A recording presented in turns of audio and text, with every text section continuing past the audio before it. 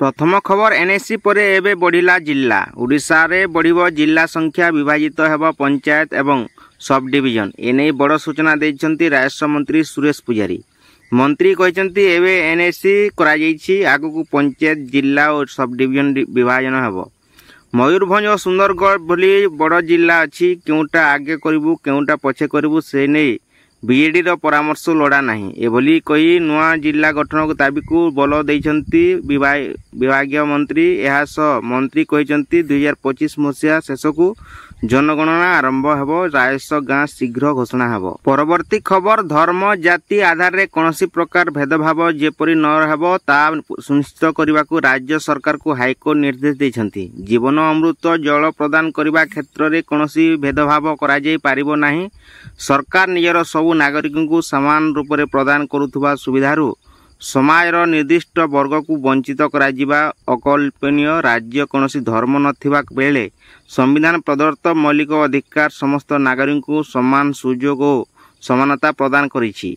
राज्य रे कोनोसी नागरिक को धर्म वर्ण जाति लिंग जन्मस्थान किंबा एमानंक मध्य कोनोसी गुटी आधार रे भेदभाव करने को समाधान रे धारा 15 निषेध करिछि बोली हाईकोर्ट कहिसंती। परवर्ती खबर जीएसटी स्लैब को नहीं केंद्र बड़ निष्पत्ति एणिकी रहिबो केवल 2टी स्लैब 5% और 18% स्लैब को जीएसटी परिषद मंजूरी हटिला 12% और 28% जीएसटी स्लैब 22 सेप्टेम्बर लागू हेबो। स्लैब लग्जरी और तंबाकू क्षेत्र में रहिबो 40% स्लैब 56तम जीएसटी बैठक रे निष्पत्ति। एसी टीवी फ्रिज उपरे 18% जीएसटी क्षीर घी दही लहुणी उपरे 5% जीएसटी तंबाकू जात द्रव्य उपरे 40% जीएसटी चमड़ा और ग्राइनेट उपरे 5% जीएसटी चॉकलेट और कॉफी उपरे 30टी जीवन रक्षाकारी औषध उपरे जीएसटी छाड़ ठंडा पानी उपरे 40% जीएसटी व्यक्तिगत स्वास्थ्य बीमा उपरे जीएसटी छाड़। परवर्ती खबर पार्वण ऋतु रे केंद्र सरकार निजर कर्मचारी एवं पेंशनभोगी को एक बड़ उपहार देवाकू जाउछंती। जीएसटी हार ह्रास करे एबे सरकार महंगा भत्ता डीए एवं महंगा रिलीफ तैयारी रे 3% वृद्धि घोषणा करने को जाउछंती। केंद्र सरकार को यही निष्पत्ति द्वारा 1.2 कोटी रु अधिक कर्मचारी एवं पेंशनभोगी उपकृत हेबे। सरकार को सूत्ररू मिलुवा सूचना अनुसार एने घोषणा अक्टोबर प्रथम सप्ताह करा जाय पारे। परवर्ती खबर घरोई कंपनी रे किंबा चुक्ति भित्तिक काम करुवा प्राय अधिकांश कर्मचारी ईपीएफओ अकाउंट रहिथिबो निश्चय।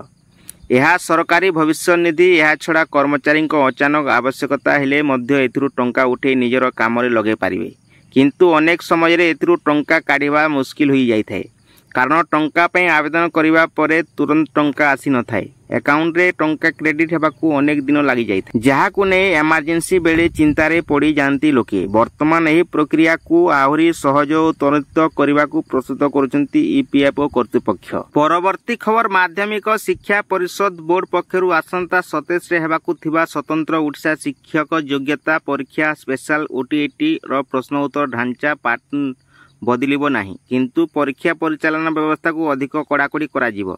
परीक्षार्थी माने बिना द्वंद्व और बिना भय परीक्षा देवाकू बोर्ड सभापति श्रीकांत तोरई कहिसंती। परवर्ती खबर भुवनेश्वर रो एम्स चिकित्सित होतुवा लोकप्रिय संगीतकार अभिजीत मजुमदार को स्वास्थ्य अवस्था संकटपूर्ण रही। आज स्वास्थ्य मंत्री मुकेश महालिंग एम्स गस्त करी श्री मजुमदार को स्वास्थ्य अवस्था संपर्क में डाक्तर और परिवार लोकों सहित आलोचना करछंती।